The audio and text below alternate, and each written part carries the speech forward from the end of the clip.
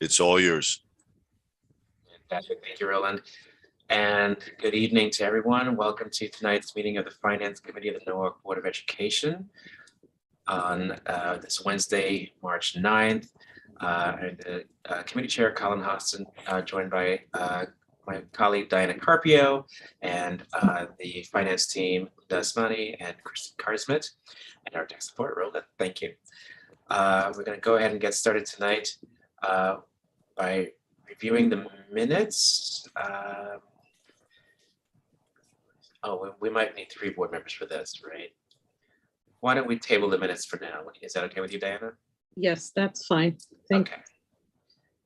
We're going to move ahead now to public comments. We did not receive any via email. I just want to double check with Roland. We don't have any participants sign up on Zoom right now. Not at this time, Colin. Great, thank you. I also heard from Maura. She hasn't received any either. Thank you. In that case, we will move on to our business for tonight, starting with an update on our FY 22-23 operating and capital budgets. And I'll hand it over to Lunda to get us going. Sure. I'm going to share my screen here real quick.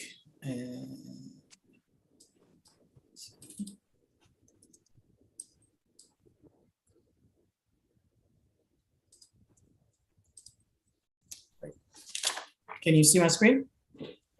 Yep. Okay, perfect. So I just have 2 slides on the budget update. The first one is obviously the capital budget. We submitted a total of $3.5 almost million worth of projects. What the city CFO had recommended to the planning and zoning committee added up to about 1.2. The city changed the CIP process slightly this year. So the planning and zoning committee, after merging the 2 committees, is really only responsible for making sure that the projects comply with the plan of conservation and development. And they deemed that all of our projects, including the ones that weren't recommended, did comply with that.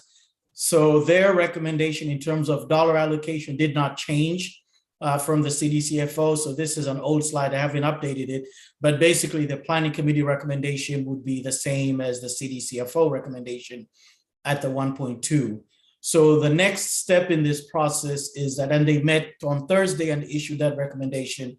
So for the next 2 weeks, the mayor is going to be making his capital budget recommendation, forwarding that to the BET and Common Council for approval.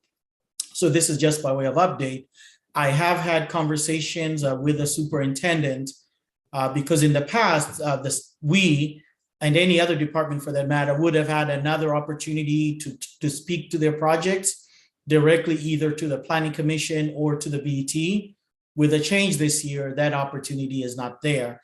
And therefore, there are a number of projects that were requested on the Board of Ed side that I think the superintendent and I are going, one, we're going to meet with our cabinet to kind of reprioritize the list and try and speak to the mayor to see if some of these things can be moved around. For example, we do feel like the security enhancements that we had put in there is something that we need. And so if we could have some discussion, even if it's not fully funding those, funding a modest amount, if we have to trade off some of these costs so that we're not too far off from the 1.2 million, but that is an internal discussion that we're going to have and possibly make a recommendation to the mayor. If nothing, just to reallocate, if we can't get above the 1.2, to somewhat reallocate them 1.2 in an order that's of BOE priority, if that makes sense.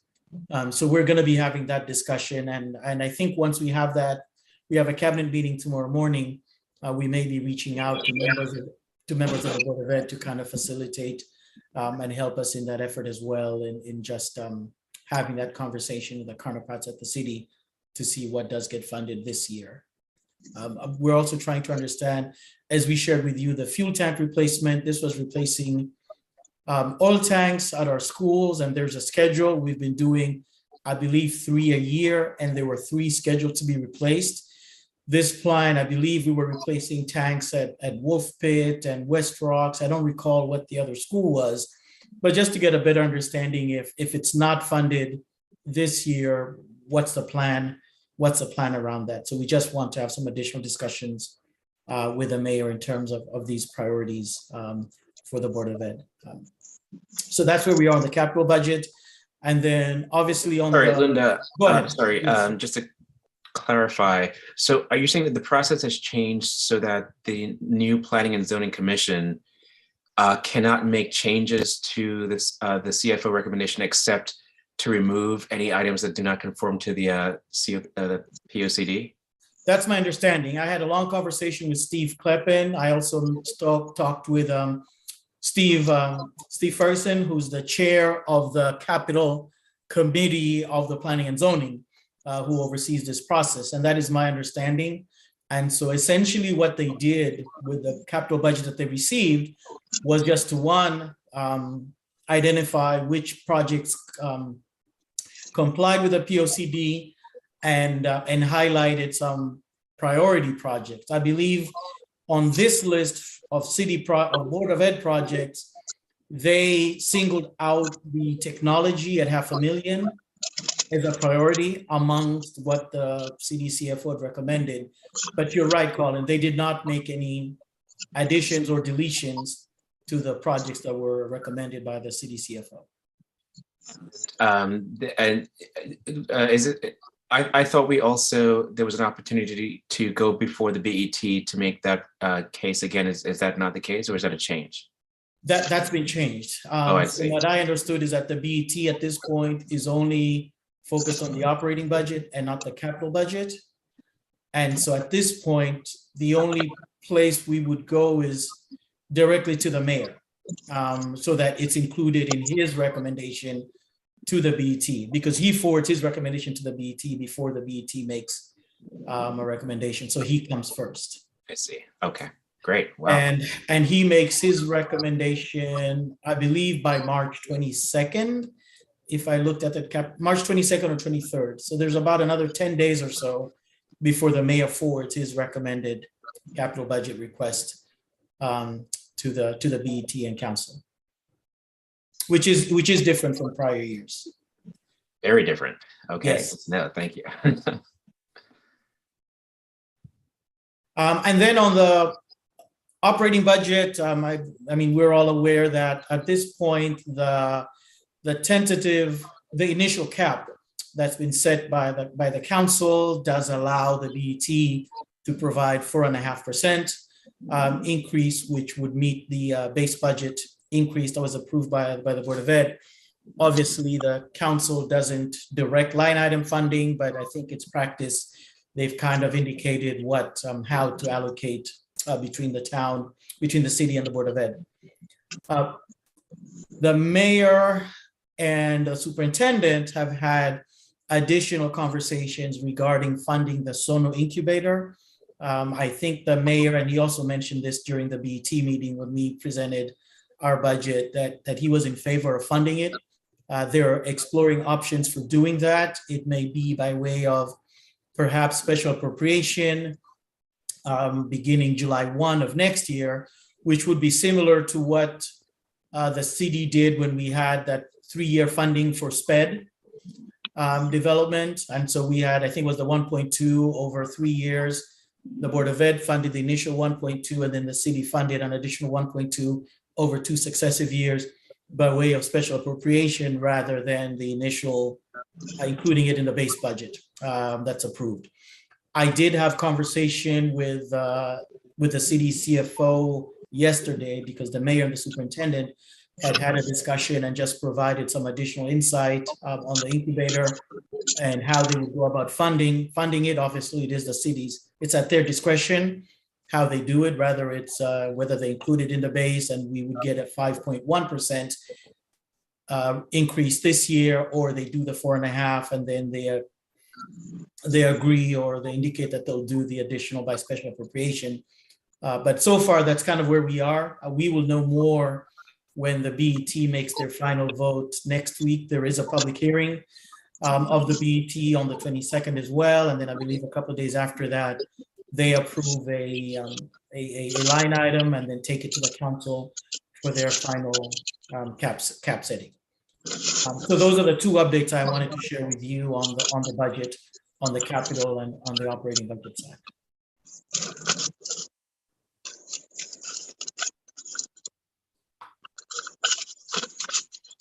You're muted, Colin. Thank you. I saw your mouth moving. I figured. Yes, I was just saying thank you so much. And before we go into our February financial report, I want to welcome Sherelle Harris and note her for the record here. And maybe just go a little out of order now that we have 3 board members present to review and possibly approve the minutes from our February 9th meeting. If that's okay. Yes. Yep, that's fine. Okay, so I we've move got, that we, go ahead. Yes, I was going to ask for a motion. so moved. There's a motion to approve the minutes, seconded by Me, Diana. Diana. All in favor? Hi. Aye. Thank you. Okay, great. Thank you. So now we can go jump back forward to our February 22 monthly financial report. Back to you, Linda. Sure, Linda, thank you. Helen, can I just ask a quick question? Oh, I'm sorry. Yes, go ahead. So I just want to make sure that I understand correctly. So the Sono school itself, the one that we're, trying to get all the documents, all our T's crossed and I's dotted for June. Is that's separate from the incubator, correct? That money is not commingled? Correct. No, it's not. The actual physical structure, physical infrastructure is on the capital budget side, which has already gone through the city processes. It's approved, and we're now providing paperwork to the state. Obviously, we're dealing with issues of land acquisition. Correct. So that is separate from this. This would be the operating budget for the incubator, which would not be at the new building site. Of course. The incubator is going to be housed at CMS. So Correct. it is 2 separate things. Correct. Perfect. I just wanted to make sure I understood it for the record. Thank you. You're welcome. Thank you, Sherelle. And I just want to make sure I didn't ask for if there are any other questions about the budget updates. No, I'm good. Thank you. Okay. All right, so I'll go into the year-to-date budget report. You have the report in front of you. I did just kind of put some slides together just to talk through what you have to provide some additional context. So overall, on the general fund, we had an approved budget of $208.4 million. We adjusted that based on the year-end rollover from last year that was approved by the Board of Ed and the BT to 212. So year to date, we're at about 116.1 million compared to 111 last year. We are currently, the month of February, we are at 67% of the year. Budget, we are at 55% spend. It is important to point out, one, the majority of our budget, about 85%, is personnel costs. And because of how we pay for personnel, we spread out specifically for teachers 12 months of the year. So they work for the 9 months, but they continue to get paid through the summer months for the prior years. And so what happens is, as we go throughout the year, it appears that we're way ahead of budget because we're only accounting for 7 months of the 12 months of their pay. So it's not the full accrual. So what happens at the end of the year when there are 4 checks that are paid during the summer for the prior school year. So in July and in August, there are 4 checks that the teachers receive for the prior year that's been worked. In accounting purposes, because that is earnings in fiscal year 22, we actually book those expenses back to fiscal year 21. So there's an adjustment that we make, and that's why throughout the month, it will show that we're ahead of budget because there's 4 months worth, 4 payrolls that we're not yet accounting for. And those are accrued at the end of the year. So at the end of the year, you tend to see an increase. So I just wanted to kind of explain that when we say we're at 55% budget usage, whereas we're only 66% of the year through. So there's that accrual at the end of the year. and it amounts to about $12 million. Last year, each of the 4 checks was a little over $3.2 million. So it adds up to about $12 million. So there's an additional $12 million at the end of the year that kind of gets bumped back into the year. And it does provide that apples to apples comparison by year end. So as far as salaries are concerned, again, this is by far salaries and benefits are the top cost for the Board of Ed. Again, you'll see that year to date, we're at 72.8, whereas last year we were at 74.4. It does show a decrease year over year. And the reason for that, as you know, is because we reallocated a lot of the local funding to the ESSER grants. And therefore, whereas last year these expenses were captured on the general fund side, this year those expenses are on the ESSER side. So you'll see that decrease there. And then on the benefit side, similar situation, although it doesn't reflect it here.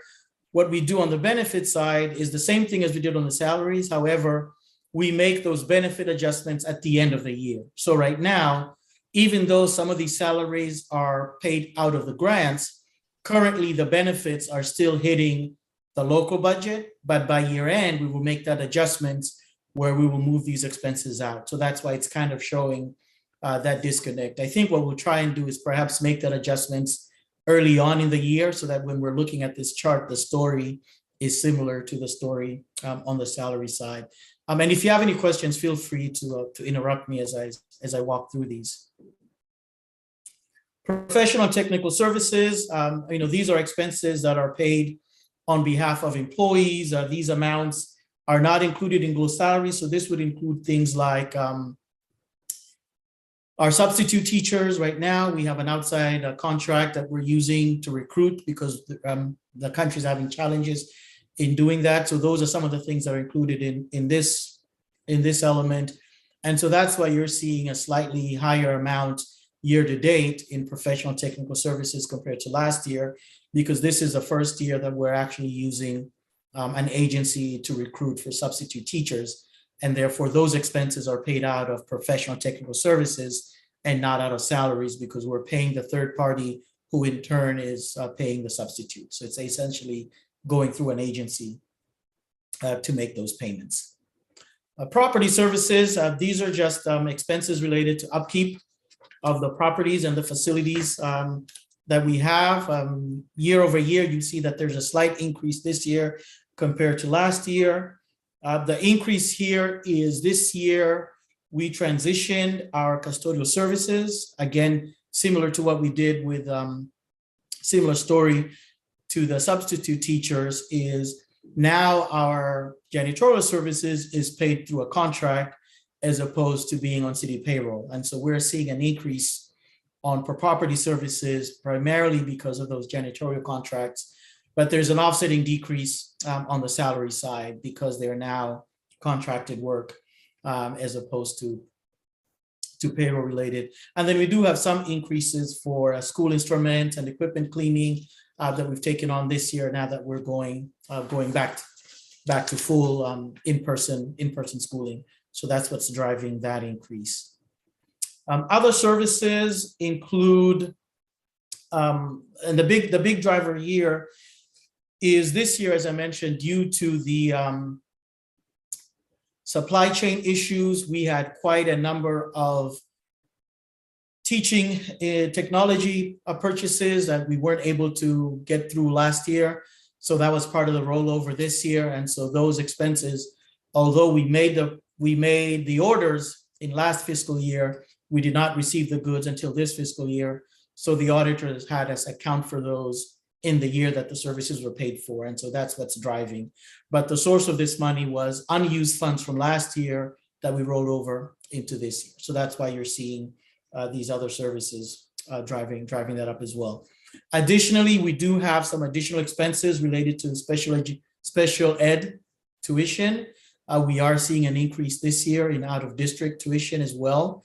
And so that is driving that. Some of those are mandated services that we're doing this year. So we are seeing an additional cost in tuition and transportation cost as well related to that.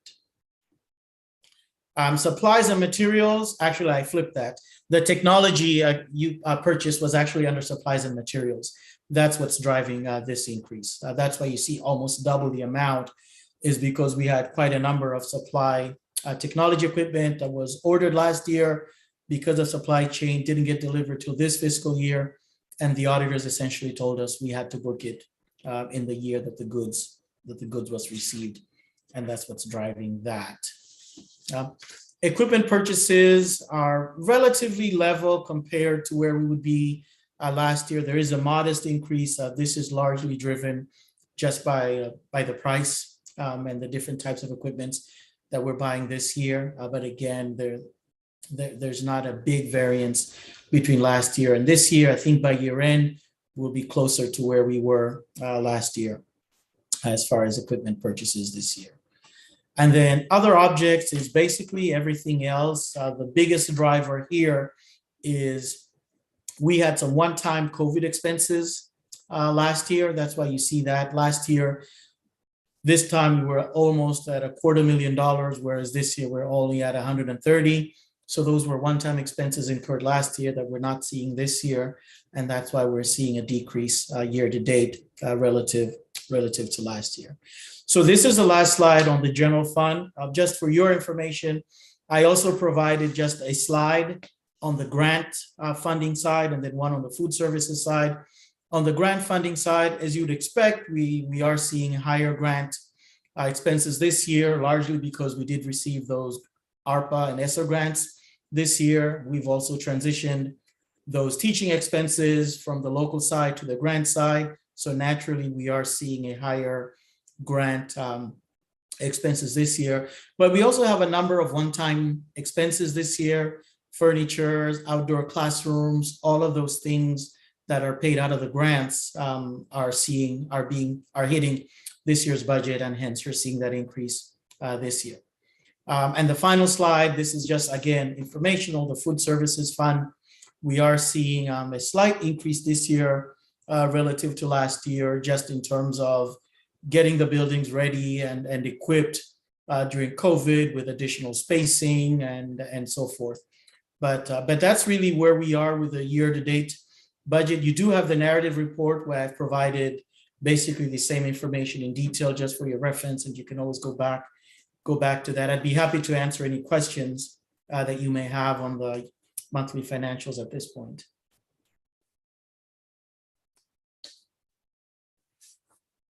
Linda, and as I said last month, I think the thorough job you do with the narrative that's in the agenda really kind of answers any questions that I have coming in. It does seem to me that relative to where we were last year with the year-to-date actuals, there's not a huge variation or variance. So I think it sounds like things are kind of chugging along. Correct. I don't see any red flags. I think the only thing that we're monitoring this year, obviously, vacancy. We've had, the number of vacancies are higher this year. Substitutes have also been challenged to get, and we are paying a little bit more because we are outsourcing that function than prior years. So as we get closer to the end of the year, probably May, I would say, when we're looking at the May financials or maybe April financials, we would be able to kind of give you a sense of where we anticipate ending and any carryover at the end of the year. For now, it's rather early to determine where that is, but I agree with you, Colin. We are trending as we would expect. I don't see any issues of concern at this point. Good news is good news. I don't know, Diana, Sherelle, any questions? No questions, but I am definitely liking the slides and the graph, getting it explained and seeing it visually differently makes a big difference, I think, on our end. Agreed. Thank you. And that is it. I'm going to stop sharing. Okay. So I think thanks again, Linda. I think we're going to move right along to the FY 21-22 budget transfers. I think Kristen's up to bat. That is Kristen's wheelhouse, and You do have, unfortunately, that the font is really small. I don't want to share it on the screen because I don't think it'll add value. But you do have the backup in your agenda packets, and Kristen can walk us through those. Sure. So I'll just go right down the line. Not as many as we have in other months, but the first transfer there is really to shift funding from a certified role 119 account to cover source SLP, speech language pathology services, a substitute that's provided by an vendor, which Lunda was just talking about, 7,000, and that's related to the vacancies thing. The next one, a similar situation, 44,000 shift funds, the PCN or role we have on the books to cover outside vendor services for OTPT vacancy. The next one for $30,000 is to shift funding for our translation services into the board budget. It wasn't budgeted accordingly for the translation for these types of meetings and other meetings. Additional translation transfers in the future if we continue to on to additional meetings. The next one is a change in role for the remaining year. A vacant MLL coach is being transitioned. Is it me or is she breaking up? I think Cheryl isn't muted. Oh, sorry. Can you guys hear me okay now? Yes, that's better. Thank you. Perfect.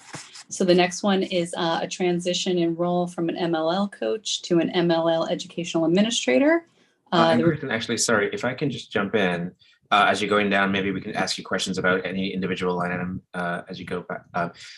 Just kind of curious, on the city side, are they using translation services for their meetings? Do we know?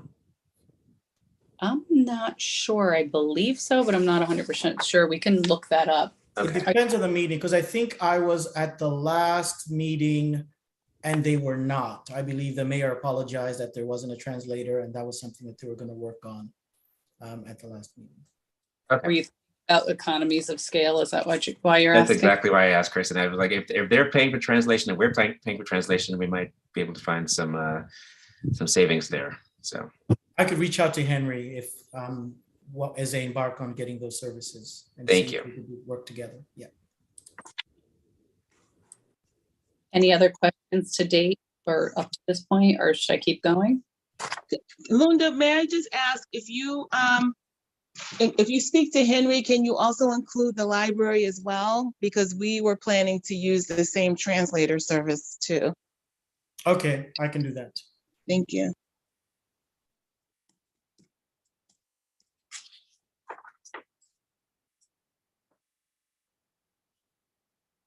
Okay, so the next transfer is a big one on there.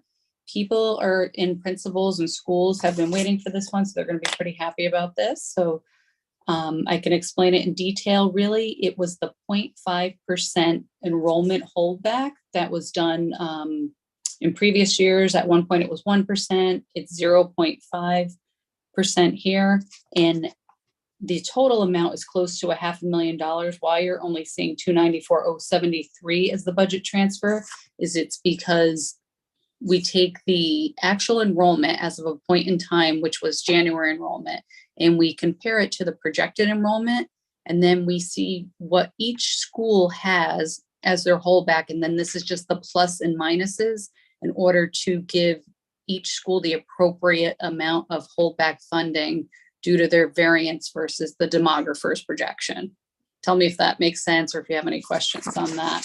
So it's really just right sizing and level setting each school's enrollment holdback account to account for the schools, give the schools funding that had an overage versus the projected enrollment. I think that makes sense to me, Christian. I'm just looking at the numbers. Does that mean that, am I reading it correctly to assume that Wolfbit had a higher enrollment than they projected? That's why they're only getting $200 back. Wolf Pit is, let me say, change versus, Actual enrollment, right, it's slight, so I can't share because I'm on my phone, but I can send out the documentation behind it so you can see what happened with each school and do it that way. For example, Brian McMahon, right? Yeah, I think, Kristen, if you could just speak to whether they had higher enrollment or lower Right. enrollment. Brian McMahon, let's see, versus original holdback. I'm just trying to pull up the document so I could speak accordingly. Sorry, gross remainder above. So Brian McMahon was down versus the projected enrollment, and that's why you'll see 54,554 is coming out of their account as an example. Center for Global Studies, same thing. They were down versus projected enrollment, whereas Norwalk High was up versus the projected enrollment, and so was P Tech. Okay, so yeah, I think so. So that's I'm reading that's- it correctly. It's really right, taking money out of the buckets where the enrollment was down versus the projection and moving it the incremental piece to make the right sizing for the people who were up versus the demographer's projection, if that makes sense. Yep, I think it makes sense. Thank you. It'd be easier if you could see it, so I'm looking at it on my screen, so sorry, I can't share it at this time.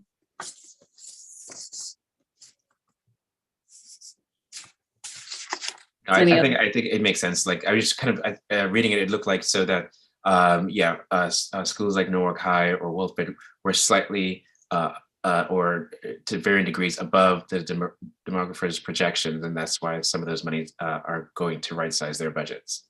Correct. Yep. Okay. Yeah. Great. Makes sense. Thank you. The next account, you may ask a question that I should probably share something on this too, but if you remember back to when the budget was a 0% or flat funded budget for 21-22, one of the reconciling items was 1,595,000, where we said we were going to shift local funding to grants to be determined. So this is kind of a phase one or a part one of shifting that funding from local, or those expenditures and funding from local, to grants in order to plug that negative amount that we put in the budget to reconcile to flat funding. So there were a few different pieces as part of the reconciliation. One of them was 200,000 shift from ongoing grants to budget. Another piece was 1,595,000 shift from local to other grants to be determined, the actual details behind it, which this takes care of that. Another shift, as we all know, is the 6.9 million to the ESSER 3 grant. So, for example, all those pieces helped us to reconcile to the 0% or flat funded budget. Towards the end of the year, as we see where we are, in another month or two goes by, you should expect the additional 500,000 to come in as a budget transfer.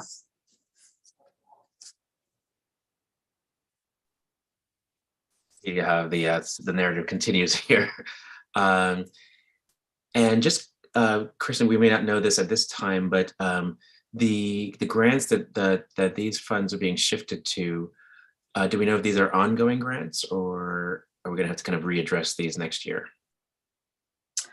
When they're shifting, it's just a one-time shift for this year. Got it. Everything stays in local for next year. So local, these two things are mutually exclusive. What's happening this year will not impact what we need to do next year for this particular reconciliation item, if that makes sense. Yes, thank you for clarifying. So no, we don't have to worry about that one like some of the other pieces. So unless no one has any questions on that, I'll move on to the next one. The next piece is just moving $80,000 from a 400 object code to a 450 object code. And that just has to do with the mechanics of what type of expenditures are coming through in the facilities department and really charging them to the proper code. So that's more of a budget object code adjustment.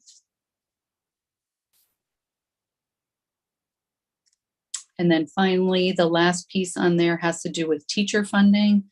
And it's related to a 0.5 FTE GT teacher. at Cranberry, at the time we locked the budgets down last year, we had one methodology for Title I allocations. And between the time the budget was locked and reconciled, and then the Title I grant was filed, the funding for Title I per school had changed slightly, which we're finding out affected this half a teacher. But we worked with the principal at Cranberry and we were able to fund it within the local budget. So that all, reconciled, and it's not a problem. We know which half it affected, their body or their legs. I'm just kidding.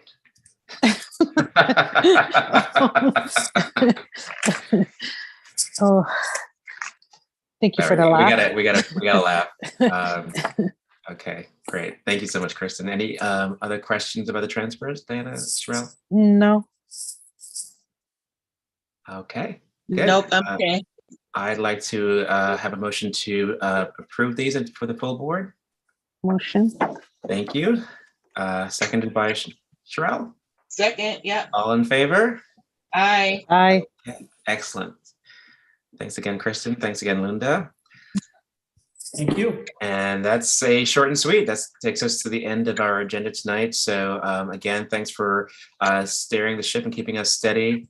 We know there's more to go in the budget process, and we look forward to seeing how that continues to unfold. Our thanks to everyone for their time tonight. And if there's no other business, I'll make a motion to adjourn. Thank All you, in favor? everyone.